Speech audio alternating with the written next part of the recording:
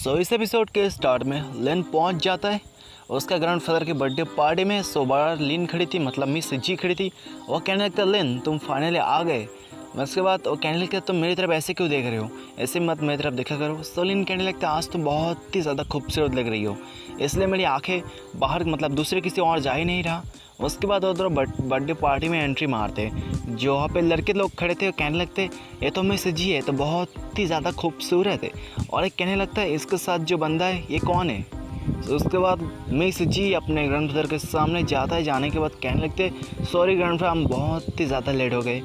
उसके ग्रैंडफादर भी कहने लगते हैं इसमें कोई बात नहीं है, लेट वेट तो होता रहता है। तुम अपने फर्स्ट बॉयफ्रेंड के साथ आज हम सबको मिलने वाली हो, जल्दी से इंट्रोडक्शन शुरू कर दो। और उसका ग्रैंडफादर का नाम है योंग किंग। जो पे जो मैंग खड़े थे कहने लगते हैं अबे ये साला तो ये ब्ला ब्ला ड्राइवर जिसने मुझे एक दिन रास्ते पे तो नहीं छोड़ दिया था होटल पे, लेकिन बहुत ही ज़्यादा बदतमीज़ है। और जी तुम्हारे स्टेटस का इतना ज़्यादा लो हो चुका है कि जैसे बंदे को तुम अपना बॉयफ्रेंड बना के ला चुके हो हमारे ग्रैंडफादर की बर्थडे पार्टी में। इसका तो स्टेटस, इसका तो सब कुछ लो है, यह हमारे तुम्हारे बॉयफ्रेंड बनने के भी लायक नहीं है। उसके बाद यांग अपने ग्रैंडफादर के पास जाती है। जाने के बाद कहने लगता तुम जानते हो ग्रैंडफा ये एक साला ठरकी कमीना है जो ब्ला ब्ला ट्रैक से ड्राइवर है। कंपनी ने स्पोर्ट कार को लॉन्च किया है, उस स्पोर्ट कार को अपने बता के ये लड़कियों के साथ सेड्यूस करने की कोशिश करता है, मतलब बहुत ही ज़्यादा कमीना है सरा। मैं से जी भी कहने थे क्या तुम कैसी बातें कह रहे हो, तुम किस बारे में बात कर रहे हो। और उसके ग्रैंडफादर भी कहने लगता है क्या ये सारी की सारी बात सच है जी।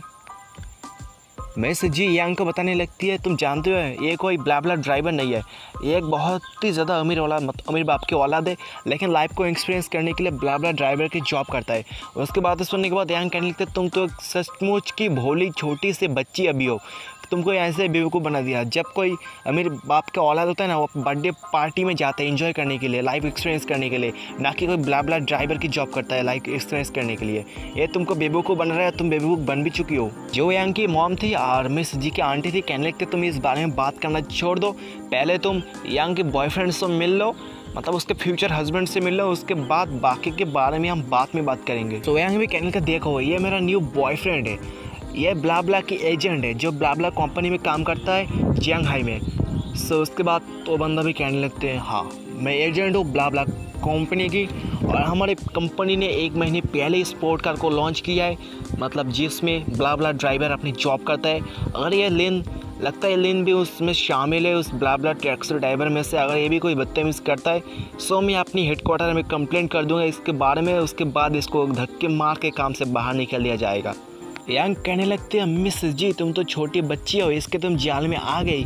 जो उसका डैड था मिस जी का कहने लगती है यहाँ पे क्या चल रहा है। मिस जी भी कहने लगते नहीं डैड ऐसा कोई बात नहीं है, लिन बहुत ही अच्छा लड़का है, कभी ऐसा काम नहीं कर सकता। ये लगता है ये लोग उसको फंसाने की कोशिश कर रहे हैं। उसका दादाजी मतलब उसका ग्रैंडफादर भी कहने लगता है मिस जी मतलब जी तुम अभी बच्ची हो, अभी तुम दुनिया को जानते नहीं हो, इस जैसा घमंडी लड़का बहुत ही मिलेगा जो तुमको धोखा देगा रास्ते के बीच में। इस तरह के लड़के को घर से बाहर निकाल दो, इस तरह के लड़के को हमारे बर्थडे पार्टी में वेलकम नहीं है, इसको बाहर निकाल दो। उसी वक्त वहाँ पे एक कार आकर रुकती है। रुकने के बाद कार से बंदे और बंदी आती है। आने के बाद कहने लगती है यहाँ पे मिस्टर लिन कौन है। लिन भी कहने लगता है तेरा बाप इधर खड़ा है, मतलब लिन इधर हूँ, मैं हूँ लिन। उसके बाद वो लोग जाते हैं लिन के पास और कहने लगते हैं आपने जो एनिवर्सरी वॉच ये मतलब ऑर्डर किया था 175 मतलब 175 वाला एनिवर्सरी वॉच ऑर्डर में आ चुका, आप एक साइन कीजिए उसके बाद इसको रिसीव कर सकते हो। बाकी के लोग जैसे देखते कि एनिवर्सरी वॉच 175 एनिवर्सरी वॉच वो तो बहुत ही ज़्यादा कीमती है। जो यांग का बॉयफ्रेंड था वो कहने लगता है इसकी कॉस्ट तो लगभग 1700 मिलियन के आसपास उससे भी ज़्यादा हो सकती है। यांग कहने लगता है क्या मुझे तो अपनी आंखों में विश्वास नहीं हो रहा, लगता है मेरी आंखों में धूल चली गई, लगता है मेरे को कुछ ज़्यादा ही दिख रहा है, लगता है मेरी आंखों में प्रॉब्लम आ चुकी है। ये जैसा बंदा उसको कैसे खरीद सकता है, ये तो नामुमकिन से लग रहा है। लेन घड़ी को पहन लेता है, पहनने के बाद कहने लगता है तुम लोगों का काम खत्म हो चुका है, तुम लोग आप जा सकते हो। वो लोग भी जो मिस जी की ग्रैंडफादर था उसको कहने लगता है आपकी बेटी तो मतलब आपकी पोती तो बहुत ही ज़्यादा खुश नसीब है कि उसको ये जैसा बॉयफ्रेंड मिला जिसके पास बहुत ही ज़्यादा पैसे हो, तो आपकी बेटी को बहुत मतलब आपकी पोती को बहुत ही ज़्यादा खुश रखेगी। दूसरा वाला कहने लगता है हाँ जानते हो मिस जी भी बहुत ही अच्छा टैलेंटेड लड़की है, और जो मिस लिन मतलब मिस्टर लिन है वो भी एक बहुत ही अच्छा टैलेंटेड लड़का है, उन दोनों का जोड़ी बहुत ही अच्छा जमेगी। जो बूढ़ा था मतलब ग्रैंडफादर वो कहने लगता है हाँ आप बहुत ही ज़्यादा तारीफ़ की मेरी पोती और मेरी मतलब सन इन लॉ की, बहुत ज़्यादा थैंक यू इस बारे में तारीफ़ करने के लिए। उसके बाद उसका ग्रैंडफादर कहने लगता है, यांग तुम लिन से माफ़ी मांगो, तुमने लिन को कुछ अलग समझ लिया तो इसलिए लिन से तुम माफ़ी मांगो। जो उसके मॉम थी यांग की कहने लगते हैं, इस बारे में माफ़ी मांगने वाली कोई बात नहीं है, तो सिर्फ एक मिसअंडरस्टैंडिंग थी, इसमें माफ़ी मांगने की कोई ज़रूरत नहीं। मैं मानता हूँ इस लड़के के पैसे ताकत है सब कुछ है, लेकिन मुझे तो ऐसा लगता है कुछ दिनों बाद इस मिस जी को डंप कर देंगे, क्योंकि ऐसे लड़के बहुत ही ज़्यादा लड़कीबाज होते हैं। एक लड़के के साथ ज़्यादा दिन टिकते नहीं, कुछ दिनों बाद लड़के को एक्सचेंज करते रहते हैं, इसको छोड़ दिया दूसरे को पकड़ लिया। मुझे तो ऐसा लगता है कुछ दिन बाद मिस जी का भी हालत ऐसी हो जाएगी, इसको भी डंप कर दिया जाएगा। सो मिस जी भी कहने लगते अभी साली इसमें तेरा का जाता है यार, मेरी मामले है तो इसमें टांग मत अपनी। उसके आर्ट भी कहने का तुम देखो, तुम आंखें खोल के देखो, तुम्हारे बॉयफ्रेंड ने जो गिफ्ट लाया था मतलब घड़ी एनिवर्सरी वॉच, उसको खुद ही पहन लिया अपने हाथों में। अपने ग्रैंडफादर के लिए कुछ भी गिफ्ट नहीं लाया। तुम्हारे बॉयफ्रेंड तुम्हारे ग्रैंडफादर के लिए 1 लाख भी खर्च नहीं कर सकता। सो तुमको क्या अपनी गर्लफ्रेंड मानेगी, कुछ दिनों बाद ऐसे तुमको डंप कर देगी। तुमको समझ में आ गई, जो पार्टी में आया है सो पार्टी में तो गिफ्ट देना बनता है, लेकिन इसमें तो गिफ्ट भी नहीं दिया अभी। यंग भी कहने लगता सही कहा, मेरे मॉम ने सही कहा, बर्थडे में आने के लिए बर्थडे प्रेजेंट तो तैयार करना बनता है ना। हमने 1 महीने पहले से ही इसको प्रेजेंट करना तैयार कर दिया था और फाइनली हमारा गिफ्ट प्रिपेयर हो चुका है। उसके बाद तो अपने नल्ला सा बॉयफ्रेंड को बुलाया था, बॉयफ्रेंड के पास था प्रेजेंट। कहने लगे देखो ये मेरा बॉयफ्रेंड की तरफ से प्रेजेंट है, बहुत ही ज़्यादा हाई कॉस्ट है इसकी। उसका बॉयफ्रेंड भी सामने जाता है, सामने जाने के बाद कहने लगता है ग्रैंडफादर मुझे पता है आप जैसे बूढ़े आदमी को क्या चीज़ पसंद है, पुरानी चीज़ मतलब पुरानी चीज़ आपको बहुत ही ज़्यादा पसंद है। सो इसलिए मैं पुराने राजा मतलब पुराने किंग की जो पैसे होते सिक्के होते उनको मैं लेके आ चुका हूँ, जो इनकी कॉस्ट लगभग 2000 मिलियन के आसपास होगी और कुछ साल के बाद इसका प्राइस और भी ज़्यादा इंक्रीज हो जाएगी, मतलब और भी ज़्यादा बढ़ जाएगी, 2500 मिलियन या 3000 मिलियन तक भी जा सकते हैं इसके प्राइस। यंग भी कहने का देखो मिस जी ऐसे किसको गिफ्ट दिया जाता है, अपने दिल से गिफ्ट दिया जाता है। और उसके पीछे से आंटी भी कहने लगते हैं हाँ देखो ऐसे किसको गिफ्ट दिया जाता है। अगर तुम्हारे बॉयफ्रेंड कुछ भी खर्च नहीं कर सकता अपने गर्लफ्रेंड की ग्रैंडफादर के पीछे तो नल्ला है, रिच बनने का क्या फ़ायदा अगर किसी को तुम गिफ्ट भी नहीं दे सको, मतलब ऐसे अपने पैसे अपने पास चिपक के रख दो। सो मिस जी भी कहने नहीं ग्रैंडफादर ऐसे कोई बात नहीं है, लेने में गिफ्ट प्रिपेयर किया है सो मैं आपको देता हूँ। उसके बाद मिस जी एक चीज़ को निकालती है, कुछ अंगूठी टाइप का था, रिंग टाइप का। कहने लगता देखो ग्रैंडफादर इसको लिन ने तैयार किया आपके लिए, बहुत ही ज़्यादा अच्छा है। उसका ग्रैंडफादर भी कहने लगते तो बहुत ही ज़्यादा सुंदर है। उसका जो आंटी थी कहने लगते देखो इसके पास 2000 मिलियन से भी ज़्यादा एक सुपर कार है, इसके पास 1500 मिलियन से भी ज़्यादा एक वॉच है मतलब घड़ी है, लेकिन अपने गर्लफ्रेंड की ग्रैंडफादर को गिफ्ट देने के लिए इसके पास कुछ 150-200 रुपये की चीज़ है, मतलब 150-200 रुपये की चीज़ है। ये तो बहुत ही ज़्यादा अमीर है लेकिन पैसे खर्च करना नहीं जानता। उसका ग्रैंडफादर भी कहने लगता है मतलब पैसे की कोई बात नहीं है, अगर चीज़ को दिल से दिया जाता है ना वो बहुत ही ज़्यादा खुशी मिलती है उससे। लेकिन कहने का जी इस गिफ्ट को तुमने प्रिपेयर किया है, सो इसके बारे में मुझे मत बताओ कि इस गिफ्ट को मैंने दिया है। सो तुम अपने काम में काम रखो, मैं अपने गिफ्ट को दे दूंगा। सो लिन कहने मतलब मिस जी भी कहते तुम इस बात को इतनी ज़ोर से क्यों, लेकिन कहने लगता है मैंने जो बोला तुमने सुना नहीं, मैंने बोला मैंने भी एक गिफ्ट प्रिपेयर किया है ग्रैंडफादर के लिए सो मैं इसको दूँ। मिस जी भी कहने लगते क्या तुमने एक गिफ्ट प्रिपेयर किया है ग्रैंडफादर के लिए, तो बहुत ही बड़ी बात है। लेकिन सामने बढ़ जाता है, बढ़ने के बाद लेकिन कहने लगता है मुझे ऐसे किसी बर्थडे पार्टी में नहीं जाना जिसको मैं गिफ्ट ना दे सकूं, मुझे ऐसे लोग बिल्कुल पसंद नहीं है। तो मैं कैसे जा सकता हूँ आपके बर्थडे पार्टी में, ऐसे आ नहीं सकता बिना गिफ्ट को लाए। तो इसलिए मैंने आपके लिए एक बहुत ही अच्छे खासे गिफ्ट को प्रिपेयर किया है, आप देखिए, उम्मीद है आपको ये अच्छा लगा होगा। सो उसके ग्रैंडफादर जैसे पेंटिंग को देखते हैं कहने का दिया तो जी डाउटियन की पीस ब्लॉसम पेंटिंग है, मुझे तो अपनी आँखों में विश्वास ही नहीं हो रहा। मिस जी का बाप ये बात सुनने के बाद पेंटिंग की तरफ देखने लगते, कहने लगते इस पेंटिंग का प्राइस तो 2000 मिलियन से भी ज़्यादा है। सो उसके बाद सुनने के बाद जो यंग थी कहने लगते क्या इस पेंटिंग में इतना कुछ खास नहीं है, तो मुझे मामूली से पेंटिंग लग रही है, इसमें 2000 मिलियन वाली बात नहीं है।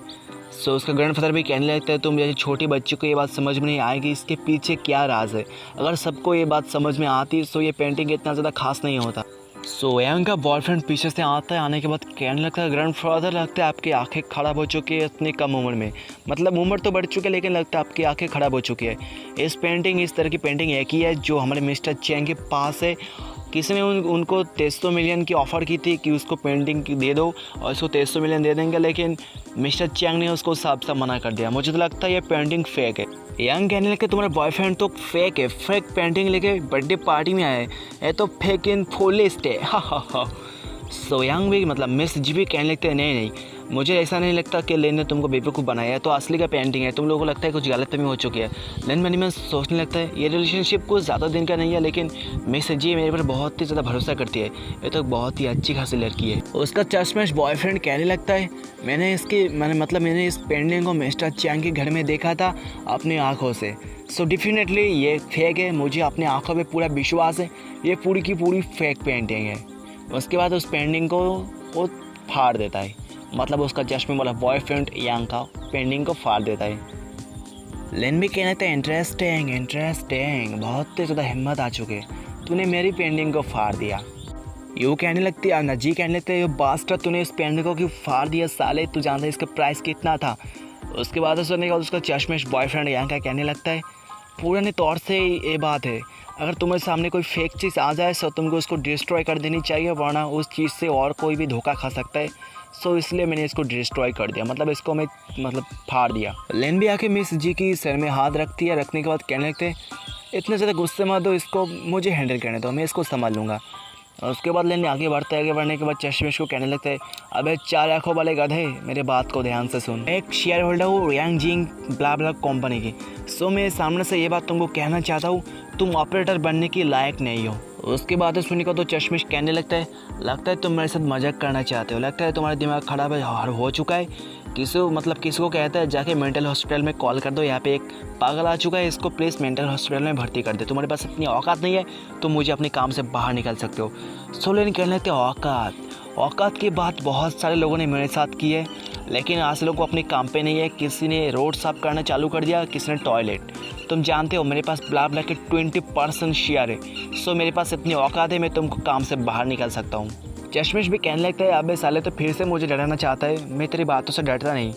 सो मिस जी भी कहने लगते हैं लेन तुम शांत हो जाओ, इसको डरो मत, बहुत ज़्यादा डर चुका है, इसकी पैंट अभी गीली हो जाएगी, इसका डायपर भी भीग जाएगा, इसको डराने की कोशिश बिल्कुल भी मत करो, यह जियांग पिंग है, एक एजेंट है। सो उसके बाद सुनने के बाद लेन कहने लगता है अगर मेरी बात सच है कि मेरे पास 20% शेयर है ब्ला ब्ला की, तो क्या तुम रात में मेरे को जन्नत दिखाओगे। और उसके बाद सुनने के बाद मिस जी भी कहने लगते हैं अबे इस टाइम पे भी तुझे जन्नत देखनी है, चल छोड़ दे। लेन कहने लगता है चश्मेश तू खड़ा क्यों है, तो मिस्टर चैंग को फ़ोन करने के बाद बोल दे वो क्या किसी मिस्टर लेन को जानता है। सो उसके बाद सुनने के बाद वो भी कहने लगता है हाँ अभी मैं कॉल करता हूँ मिस्टर चैंग को, अभी मैं लाउड स्पीकर पर दे दूँगा, उसके बाद तेरी पोल सबके सामने खोल के तेरे को धक्के मार के बर्थडे पार्टी से निकाल दूँगा, तू रेडी हो जा, कॉल लगने दे। हाँ कॉल लग गया। उसके बाद वो कहने लगता है हेलो मिस्टर चैंग, मैं हूँ एजेंट जियांग पिंग, क्या आप किसी मिस्टर लिन को जानते हो। सो मिस्टर लिन मिस्टर चैंग भी सामने से कहने लगते अगर तुम किसी मिस्टर लिन से मिल जाओ सो अच्छे से उसकी देखभाल करना, अगर उनकी दिक्कत उनके खातिरदारी में थोड़ी सी भी कमी हो जाए ना, तो हम तुमको धक्के मार के एजेंट की जॉब से बाहर निकाल देंगे, कि उसके पास 20% शेयर है हमारे ब्ला ब्ला कंपनी की, बुझ गए, समझ में आ गई तुमको बातें। और उसके बाद सुनने के बाद वो कहने लगता है लेकिन इस यहाँ पे एक लेन है, उसने कहा उसके पास 20% शेयर है, 21% शेयर इसके पास नहीं है। और उसके बाद सुनने के बाद वो कहने लगता है ना, चश्मे वाला फिर से कहने लगता है एक ही नाम का 2 आदमी हो सकता है। ऐसे उसके बाद सुनने के बाद जो मिस्टर चियांग था कहने लगता है जो मेरे पास एक पेंटिंग थी जियांग दाओ पेंटिंग, उसको उसने खरीद लिया है, सो उसके बदले में उसने मुझे 1% की शेयर दे दी। सो तुमको इस बात समझ में आ गई। सो फिलहाल के लिए उसके पास 20% शेयर है ब्ला ब्ला कंपनी की। ये बात सुनने के बाद तो उसके हाथों से फ़ोन ही गिर जाता है, बेचारा तो ज़मीन पे ही गिर जाता है। मतलब उसको पता चल चुका है कि उसका अब हालत ख़राब हो चुका है, अब उसका जॉब से उसको बाहर निकाल दिया जाएगा, अब खाएगा पिएगा कैसे बंदा, बहुत ही ज़्यादा सैड। लेन में आगे आने के बाद लेन कहने लगता है मैं हूँ 2nd लार्जेस्ट शेयर्स होल्डर ब्ला ब्ला कंपनी के, सो मेरे पास इतनी ज़्यादा औकात है, मैं तुमको अपने काम से बाहर निकाल दे सकता हूँ। सो यांग भी आगे बढ़ती है, उसकी गर्लफ्रेंड आगे बढ़ने के बाद कहने लगता लेन तुम रुक जाओ, आज हमारे ग्रैंडफादर की बर्थडे पार्टी है, सो इसमें इतना ज़्यादा मसला क्रिएट मत करो, प्लीज़ इसको माफ़ कर दो, मतलब इस बात को तुम भूल ही जाओ। यांग की मॉम भी सामने आती है, आने के बाद कहने लगते तुम मिस जी के बॉयफ्रेंड हो, किंग यान के बॉयफ्रेंड हो, सो इसलिए हम तुम्हारे फैमिली मेम्बर हुए, सो फैमिली मेम्बर के तौर पे तुम इसको माफ़ कर सकते हो। उसके बाद सुनने के बाद कहने लगते हैं फैमिली मेम्बर, अभी मैं तुम्हारा फैमिली मेम्बर नहीं हूँ, मैं अभी सिर्फ मिस जी की बॉयफ्रेंड हूँ। अगर मिस जी सामने से कुछ बात कह दे तो मैं इसको एग्री कर दूँगा, अगर मिस जी भी कह दे कि इसको माफ़ कर दो मैं माफ़ भी कर दूँगा, लेकिन तुम्हारी बातों से नहीं। सो ग्रैंडफादर भी अभी पेंटिंग को लेके खड़े थे, कहने लगते माफ़ी माफ़ी, आई डोंट लाइक। उसके बाद लेने क्या लगता है ये बात को छोड़ दो, लेकिन तुमने सामने से जियांग डाओटियान की पेंटिंग को तोड़ दिया, मतलब फाड़ दिया, जिसकी कीमत 2000 मिलियन है। सही बताओ आप कौन देने वाले इसके पैसे 2000 मिलियन। सो जो था वो तो उसके सामने गिरने लगता है, प्लीज़ प्लीज़ प्लीज़ मुझे माफ़ कर दीजिए, मुझे पता नहीं था कि आप शेयर होल्डर हो 20% ब्ला ब्ला कंपनी की, सो प्लीज़ मुझे माफ़ कर दो। सलील कहने लगता है बेटे तुमने गलत आदमी से पंगा ले लिया है, अब तेरा हालत बहुत ही ज़्यादा ख़राब हो जाएगी, कोठे से भी ज़्यादा ख़राब हो जाएगी तेरी हालत। लेकिन कहने लगता है अगर तुम किसी चीज़ को तोड़ने के बाद है, किसी को मारने के बाद अगर तुम उसको सॉरी कहोगे सो पुलिस की ज़रूरत ही नहीं पड़ेगी इस दुनिया में। तुमको बेटे समझ में आ गई बात। अगर तुम ऐसे ही मेरे पेंटिंग को फाड़ दिया उसके बाद मुझे सॉरी बोल भी दिया ना, सो मेरी पेंटिंग वापस नहीं आएगी। सो अब तेरे को तो पुलिस के पास तो जाना ही पड़ेगा बेटे। उसके बाद चश्मिश अपने गर्लफ्रेंड के पास जाती है, जाने के बाद कहने लगती है प्लीज़ प्लीज़ इस मामले में तुम मेरा थोड़ी सी तो हेल्प कर दो। उसके बाद सुनने के बाद उसके गर्लफ्रेंड यांग कहने लगती है अबे साले तू इस मामले में मेरे को मत घसीट, इस काम को तूने किया, तूने पेंटिंग को फाड़ दिया है, अब मुझे अपने मामलों में मत खींच। मेरे पास इतने ज़्यादा पैसे नहीं है कि मैं सामने से ऐसे पैसे इसको पे कर सकूँ, समझ में आ गया तुमको बात है, मैं तेरे मामले में पढ़ना नहीं चाहती। उसके बाद वो उसके पैर को पकड़ लेती है, वो कहने लगता है अबे साले छोड़ मेरे कपड़े को गंदा मत कर देगी, तू छोड़ दे मेरी अपने खाला हाथों से मुझे मत पकड़। लड़का भी कहने लगता है तुमने मुझे छोड़ के चले जाना चाहती हो, मतलब जब मेरा अच्छा टाइम था सो तुम मेरे साथ थी, लेकिन जब मेरा बुरा टाइम चालू हो गया सो तुम मुझे छोड़ के जाना चाहती हो। मैंने देख ली दुनिया को, देख ले लड़की को, जज्बात को। तुम जैसे लड़की मुझे छोड़ के चली जाती हो जब मेरे पास पैसे नहीं होते, जब मेरे पास पैसे होते तुम लोग दौड़ के चली आती हो। लेन भी आगे बढ़ने का कहने का तुम एक इंसान हो, मतलब एक आदमी हो, आदमी होने के बाद तुम एक औरत के प्यार में हो, ये तो डिज़र्व नहीं करती है लड़की। उसके बाद सुनने के बाद तो लड़की कहने लगती है तुम्हारा कहने का क्या मतलब है। उसके बाद लेन अपने ससुर जी के पास जाता है, मतलब मिस जी की फादर के पास जाता है। जाने के बाद कहने लगता है फर्दर इन लॉ अब जो बाकी के सारे बंदे बाहर मतलब बर्थडे पार्टी के गेस्ट है उनको अंदर के रूम में भेज दो, मुझे आप लोगों के साथ बातें करनी है।